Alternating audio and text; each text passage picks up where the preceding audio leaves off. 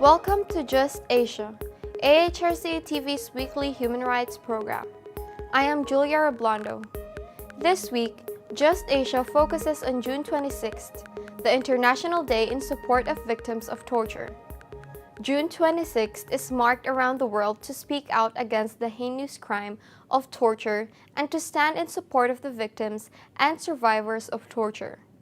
Torture is absolutely prohibited under international law and is binding on all members of the international community, whether or not they are party to particular conventions against torture. Despite this absolute prohibition and despite numerous local laws preventing torture, the practice is widespread in Asia. Acts of torture are frequently committed by police and military officers, usually against marginalized and vulnerable communities.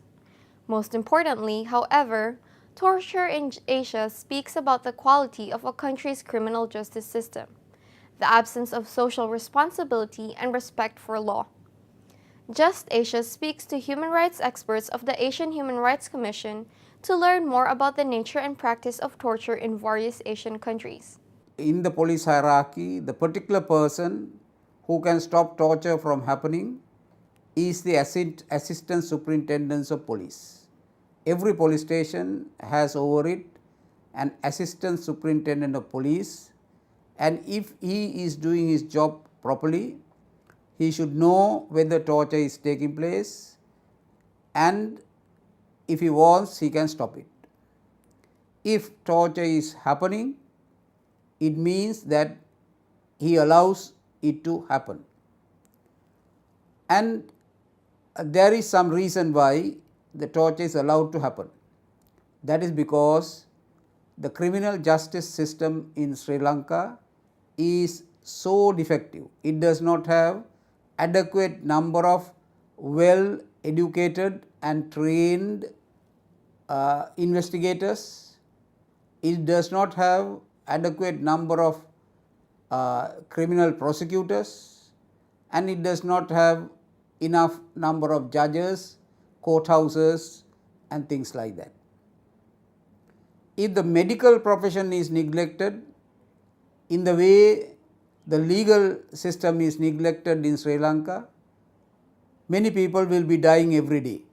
Justice is not given the place it should be given in Sri Lanka.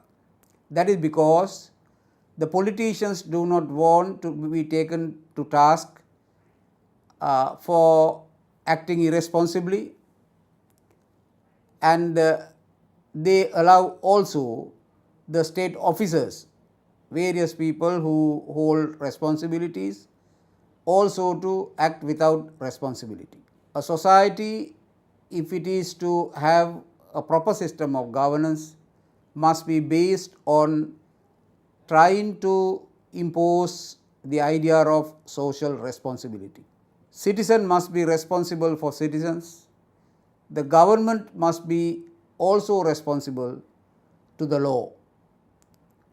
Both the citizen and the government must respect the law and thereby keep a spirit of social responsibility in the governance.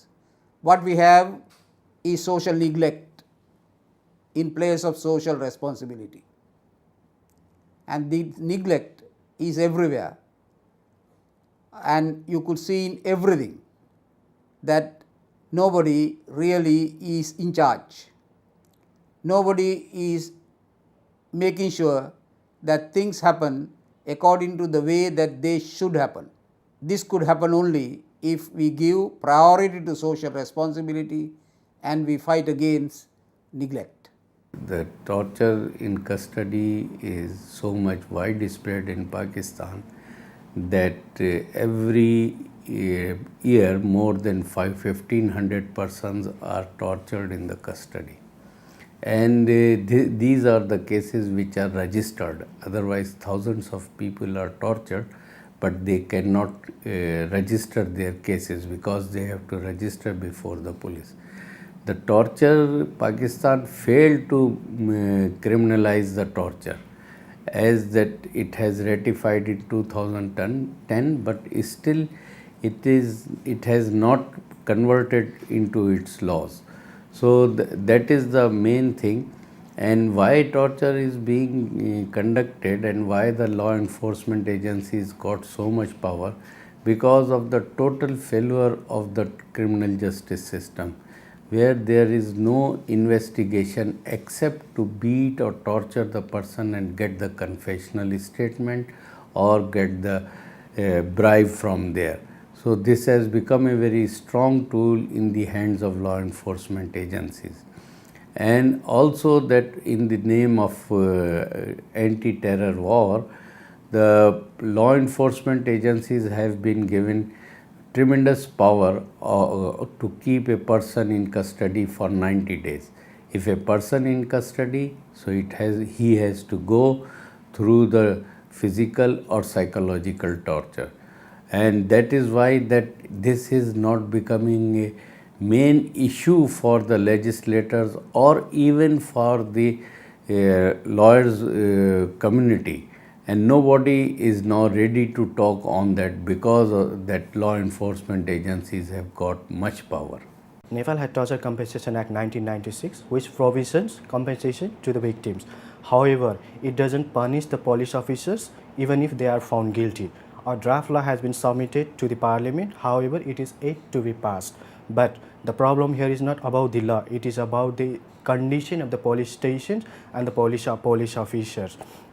So far, what is being practiced is they are using torture as a means, as a method to investigate any crime they come upon.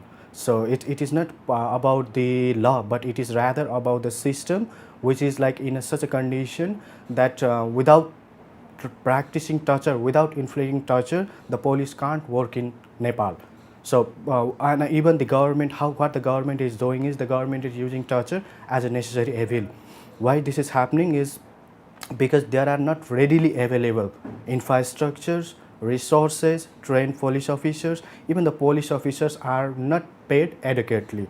So in the lack of these issues, what is going on is the practice of torture, and also the justice institutions are designed in such a way that it becomes an ally to rich, powerful politicians and the elite.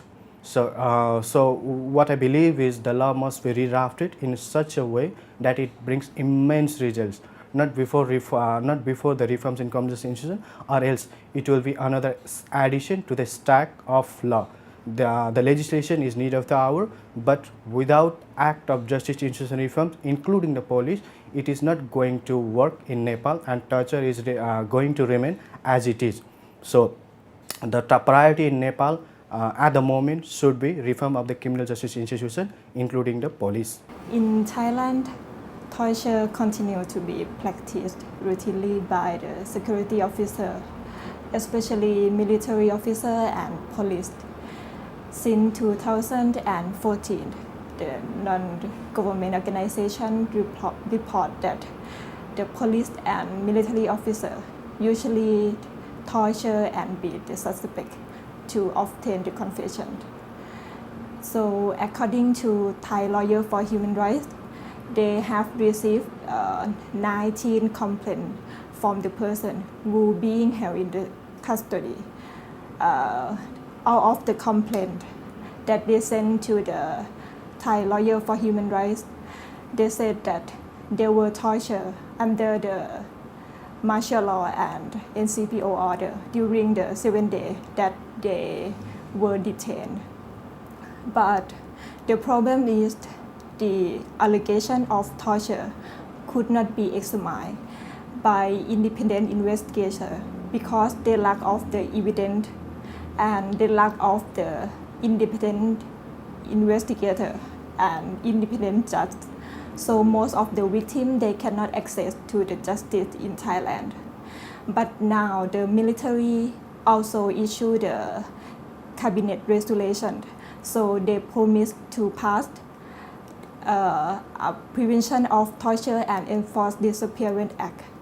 But I found that the military has now ordered the criminalization to the human rights defender who work in the field of support the survivor of the torture. They were charged under the criminal defamation and crime related. So it means that the government they fail to protect the victim of torture in Thailand. Everybody knows that torture is endemic in Bangladesh. Everybody knows that torture is an integral part of the law enforcement system in the country. Everybody knows that all the ruling political parties want a torturous system in place. And every opposition politician or every ordinary citizen wants torture should not be there in the law enforcement system. Everybody also knows, at least in the human rights community, that there is a law against torture. Torture and Custodial Death Prohibition Act of 2013 is there, but there is no justice for torture in Bangladesh. So, what is wrong? The law is there to fight torture, and torture still continues. It means that there is something wrong with the justice system. The policing system, which is torturous by nature and also with impunity, and there are rewarding facilities for the perpetrators of torture in the country by the politicians and the bureaucrats. So, the justice mechanism is failing to hold the perpetrators of torture accountable. In another word, the judicial system, including the criminal justice process, the prosecutorial system and the adjudication process, is failing to administer justice to the victims of torture or the like extrajudicial executions and other gross human rights abuses. So, they should ask themselves that why they are failing. What is wrong with their system and with their understanding, with their intellectual capacity and the mindset. I would request the judges of Bangladesh, the prosecutors of Bangladesh, the investigators of Bangladesh, the human rights activists of Bangladesh, the overall civil society members of Bangladesh to rethink about this. Why torture cannot be prevented or abolished from the law enforcement system, and what are the reasons, what are the institutions involved in that, what are the professionals involved in that, and what is their role to play in bringing changes in the system. In one word, I would say that you must rebuild your justice system if you want to uphold justice, if you want to stop torture, stop the torturous policing system. Torture in Indonesia remains serious problems because the Indonesian Penal Code has yet recognized that torture is a crime, and there is no punishment, real punishment for torture. And we are, as a civil society, has been advocating this issue since 18-year political reform. We try to convince our parliament, especially the drafting committee, to insert provision of punishment against torture. And in the last 1 year, we documented more or less 30 cases of torture, and many of them causing the death of victims. For instance, the case which occurred in Riau, where the drug dealers tortured to death by the police, and also torture against underage victim, which occurred in Widang police sector in East Java province. We also documented some torture cases which occurred in Papua province, and as we know that Papua is the most dangerous places in Indonesia, and the criminal justice institution doesn't function at all, and victim of torture still waiting for justice, waiting for remedy. And we try as much as we can collaborate with the other civil society groups in Indonesia to convince the government that this is very important, this is very serious issue to be solved by the government. Perpetrators must be prosecuted, victim must be provide remedy, effective remedy, and our criminal justice system should recognize torture. So for this June 26th Anti-Torture Day, what I would like to comment is the reason why torture persists after the enactment of the anti-torture law is that the government, according to the Commission on Human Rights, still practice torture as part of its law enforcement. And there are also evidence by that tells that the military still trains or use torture when it comes to training. So these practices demonstrates that the police and the military in the performance of their duty uses torture because they think they could get away with it. Why they could get away with it? Because there is also a strong resistance by the police, the prosecutors, to investigate and prosecute allegations of torture against them. And in fact, since 2009, only one case involves conviction by a lower ranking police officer. So the problem here is, while in writing the government proclaims that there is a policy against torture, but because they need torture as part of their law enforcement, as part of their counterinsurgency policy, it explains the resistance also by the police and the prosecutors to investigate and make them accountable for that. June 26 is celebrated as the International Day in support of victims of torture. Unfortunately, in Asia, we do not have a great message. The message is this, that in Asia, torture is widespread. It is used as a tool for crime investigation. Much more, it is also used as a tool for social control. It means that the states, through law enforcement agencies, use torture or the threat of torture as a means to silence political opposition. Most of the victims that we have come across who are victims of torture are poor, belong to the marginalized, or are those people who are not influential in the society. We have hardly come across any person who is politically or financially very influential within Asia who has been subjected to torture. I'm not saying that there aren't any cases, there are cases, but that is an exception. By and large, it is the poor and the marginalized who are victims of torture. Now, these are all, in some extent, while it is true, these are cliched observations because this has been admitted globally. At least in the Asian context, it is very true. But what I want to say regarding torture is that torture speaks about the quality of the criminal justice framework in a jurisdiction. It means that the law enforcement agencies are breaking the law, which means that the law enforcement agencies are unable to discharge the duties that they are supposed to legally discharge in a lawful manner, observing the rule of law or operating within the framework of the rule of law. So it means that if you document widespread use of torture in any jurisdiction, it simply means that that particular state has serious problems within its criminal justice framework. It means that impunity is widespread.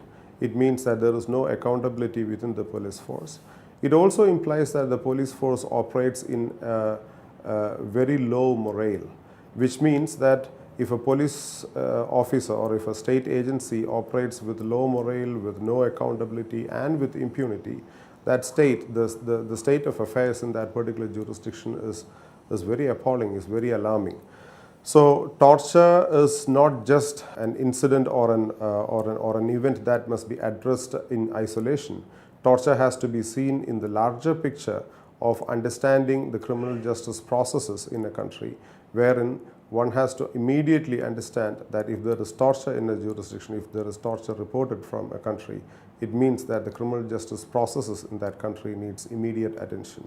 So it is not enough to have a legislation against torture. It is not enough by law to prohibit torture or to criminalize torture, which in itself is a good thing, and it is one of the foundational steps. But along with that, if torture has to be prevented in Asia, one will have to overhaul the justice framework, which today is of a medieval nature, which means that force rather than reasoning and intellect rules the roost.